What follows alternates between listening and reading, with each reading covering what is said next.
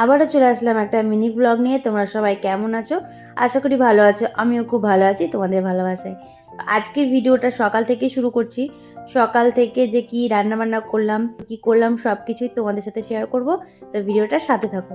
সকালবেলায় ঘুম থেকে উঠে বাসি কাজকর্ম সেরে আগে রান্না বসানো বলেই দিয়েছি। এখন কিন্তু আর সকালবেলায় উঠে আগে ছাদে যেতাম, তো এখন আর ছাদে যাওয়া হয় না। এখন আগে রান্নাটা করতে হয়। তো তারপরে রান্নাবান্না করে বরকে খেতে দিয়ে বর বেরিয়ে যায়, তারপরে আমি ছাদে যাই। আজকেও তার অন্যথা হয়নি। তো চলো কি রান্না করলাম তোমরা তো দেখতেই পেলে। তো ওটা কি শাক ছিল সেই শাকটা বলে দিই। তো এই শাকটা আজকে বর জমি দেখতে গিয়েছিলো, তো সেখান থেকে রায়ের শাক তুলে নিয়ে এসেছিলো। তো সেটা মা আমাকে বেছে দিল। তো তারপরে আমি শাকটাকে ভাজা করে নিলাম। তো তারপরে বর খেয়ে বেরিয়ে গেল। তো তারপরে চলে আসলাম আমি ছাদে ফুল তুলতে। এখন ছাদে ফুল তুলতে আসি, বেশ ভালোই রোদ্দুর হয়ে যায়। যেহেতু অনেকটা বেলা হয়ে যায় তার জন্য কিন্তু ভালো রোদ হয়ে যায়। আর সকালের দিকে রোদটা মিষ্টি মিষ্টি ভালোই লাগে, যেহেতু একটু হালকা হালকা ঠান্ডা পড়ে গেছে আমাদের এদিকে। তো তার জন্যই কিন্তু ভালো লাগে রোদটা আরও। আর বেলাও হয়ে যায় অনেকটা, প্রায় 9টা সাড়ে 9টার মতো বেজে যায় আমার সকালে রান্নাবান্না কাজকর্ম সব শেষ করতে। তারপরে আমি একটু ফ্রি হই। তারপরে ছাদে এসে আমি আমার মতো সময় কাটাই, ফুল তুলি, ভিডিও করি, এইসব করি যেগুলো তোমরা দেখতে পাও সেগুলোই করি ছাদে এসে। তো শিউলি ফুলগুলো আগে তুলে নিলাম। শিউলি ফুলগুলো না রোদে একটু যেন মরা মরা ভাব হয়ে যায়, তার জন্য শিউলি ফুলগুলো আগে কুড়িয়ে নিচ্ছি। সব শিউলি ফুলগুলো ঝরেও না, কিছু কিছু শিউলি ফুল আবার গাছের থেকেই যায়। তো গাছ থেকেই তুলে নিই, আর যেগুলো পড়ে থাকে সেগুলো কুড়িয়ে নিই। তো বেশ ভালোই লাগে শিউলি ফুলগুলো কুড়োতে। আমার ছাদের এই শিউলি গাছটা একদম ছোট্ট পাড়া নিয়ে এসেছিলাম, এই কিছুদিনের মধ্যে কত বড় হয়ে গেছে, আর কি সুন্দর ফুলও দিচ্ছে। খুব ভালো লাগে এই শিউলি ফুলগুলোকে দেখতে। তো তারপরে বাকি ফুলগুলোও তুলে নিচ্ছি। এই গাছটা না আমি কিছুদিন আগে নিয়ে এসেছিলাম।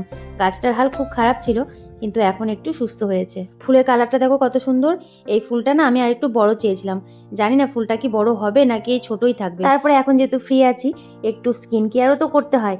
আর কি বলতো, সকালের দিকে যখন ব্যস্ত থাকি তখন কিচ্ছু মনে থাকে না, এমনকি পোস্টগুলো করি না ঠিকঠাক মতো। তারপরে যখন একটু ফ্রি হয়ে যায় তখন আমার অনেক কিছুই মনে পড়ে করার জন্য।